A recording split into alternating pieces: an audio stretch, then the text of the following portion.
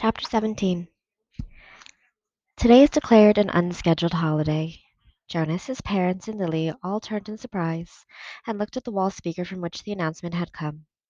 It happened so rarely and was such a treat for the entire community when it did. Adults were exempted from the day's work, children from school and training and volunteer hours. The substitute laborers who would be given a different holiday took over all the necessary tasks: nurturing, food delivery, and care of the old. And the community was free. Jonas cheered and put his homework folder down. He had been about to leave for school. School was less important to him now, and before much more time passed, his formal schooling would end. But still, for twelves, though they had begun their adult training, there were the endless lists of rules to be memorized and the newest technology to be mastered. He wished his parents, sister, and Gabe a happy day and rode down the bicycle path looking for Asher. He had not taken the pills now for 4 weeks. The stirrings had returned, and he felt a little guilty and embarrassed about the pleasurable dreams that came to him as he slept. But he knew he couldn't go back to the world of no feelings that he had lived in so long, and his new heightened feelings permeated a greater realm than simply his sleep, though he knew that his failure to take the pills accounted for some of it. He thought that the feelings came also from the memories. Now he could see all of the colors, and he could keep them too, so that the trees and the grass and bushes stayed green in his vision. Gabriel's rosy cheeks stayed pink, even when he slept, and apples were always, always red. Now, through the memories, he had seen oceans and mountain lakes and streams that gurgled through woods, and now he saw the familiar wide river beside the path differently. He saw all of the light and color and history it contained, and carried in its slow moving water. And he knew that there was an elsewhere from which it came, and an elsewhere to which it was going. On this unexpected casual holiday, he felt happy, as he always had on holidays, but with a deeper happiness than ever before. Thinking, as he always did, about precision of language, Jonas realized that it was a new depth of feelings that he was experiencing. Somehow, they were not at all the same as the feelings that every evening, in every dwelling, every citizen analyzed with endless talk. I felt angry because someone broke the play area rules, Lily had said once, making a fist with her small hand to indicate her fury. Her family, Jonas among them, had talked about the possible reasons for rule breaking and the need for understanding and patience, until Lily's fist had relaxed and her anger was gone. But Lily had not felt anger, Jonas realized now. Shallow impatience and exasperation. That was all Lily had felt. He knew that with certainty because now he knew what anger was. Now he had, in the memories, experienced injustice and cruelty, and he had reacted with rage that welled up so passionately inside him that the thought of discussing it calmly at the evening meal was unthinkable. I felt sad today, he heard his mother say, and they had comforted her. But now Jonas had experienced real sadness. He had felt grief. He knew that there was no quick comfort for emotions like those. These were deeper, and they did not need to be told. They were felt. Today he felt happiness. Asher, he spied his friend's bicycle leaning against a tree at the edge of the playing field. Nearby, other bikes were strewn about on the ground. On a holiday, the usual rules of order could be disregarded. He skidded to a stop and dropped his own bicycle beside the others. Hey, Ash! He shouted, looking around. There seemed to be no one in the play area. Where are you? Pshoo! A child's voice, coming from behind a nearby bush, made the sound pow, pow, pow. A female 11 named Tanya staggered forward from where she had been hiding. Dramatically, she clutched her stomach and stumbled about in a zigzag pattern, groaning. Oh, you got me, she called and fell to the ground, grinning. Blam! Jonas, standing on the side of the playing field, recognized Asher's voice. He saw his friend aiming an imaginary weapon in his hand, dart from behind one tree to another. Blam! You're in my line of ambush, Jonas. Watch out! Jonas stepped back. He moved behind Asher's bike and knelt so that he was out of sight.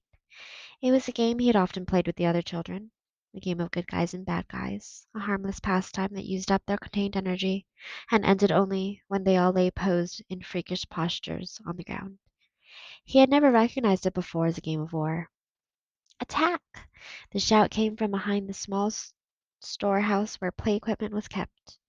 Three children dashed forward, their imaginary weapons in firing position. From the opposite side of the field came an opposing shout. Counterattack! From their hiding places, a horde of children, Jonas recognized Fiona in the group, emerged, running in a crouched position, firing across the field. Several of them stopped, grabbed their own shoulders and chests with exaggerated gestures, and pretended to be hit. They dropped to the ground and lay suppressing giggles. Feelings surged within Jonas. He found himself walking forward into the field. You're hit, Jonas, Asher yelled from behind the tree. Pow! You're hit again. Jonas stood alone in the center of the field. Several of the children raised their heads and looked at him uneasily.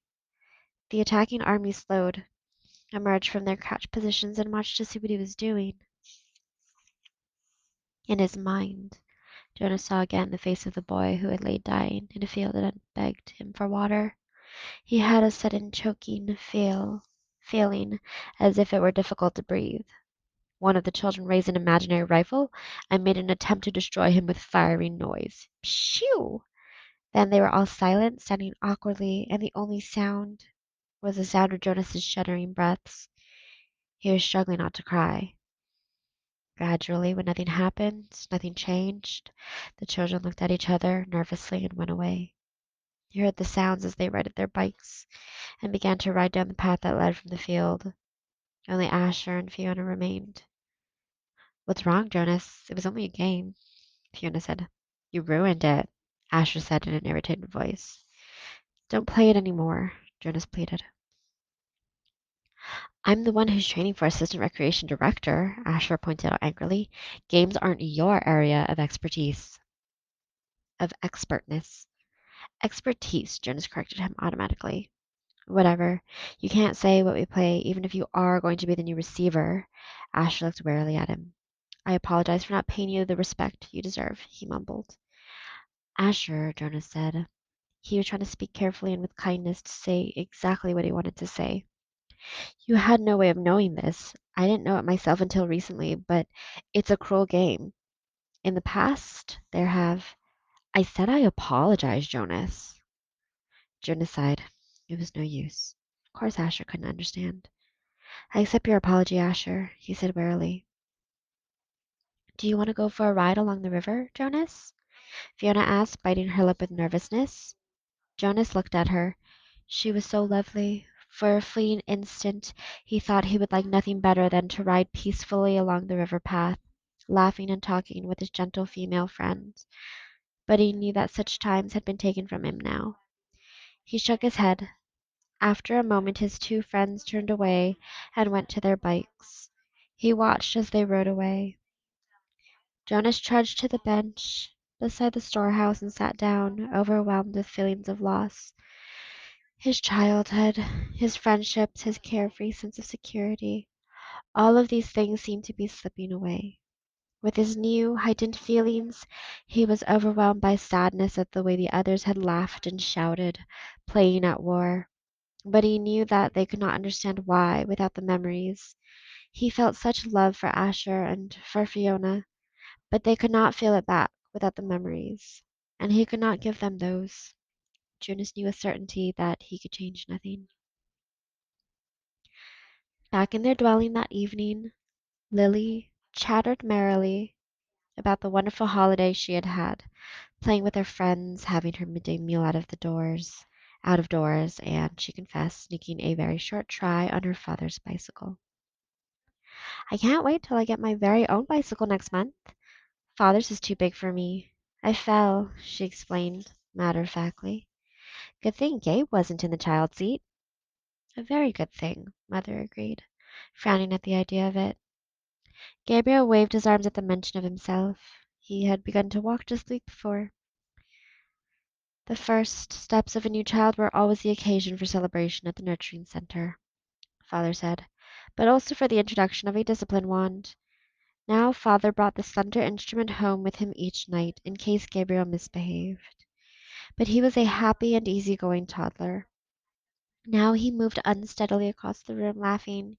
Gay, he chirped. Gay. It was the way he said his own name. Jonas brightened. It had been a depressing day for him after such a bright start. but he set his glum thoughts aside. He thought about starting to teach Lily to ride so that she could speed off proudly after her ceremony of 9, which would be coming soon. It was hard to believe that it was almost December again, that almost a year had passed since he had become a 12. He smiled as he watched a new child plant one small foot carefully before the other, grinning with glee at his own steps as he tried them out. I want to get to sleep early tonight, Father said. Tomorrow is a busy day for me. The twins are being born tomorrow, and the test results show that they're identical. One for here, one for elsewhere, Lily chanted.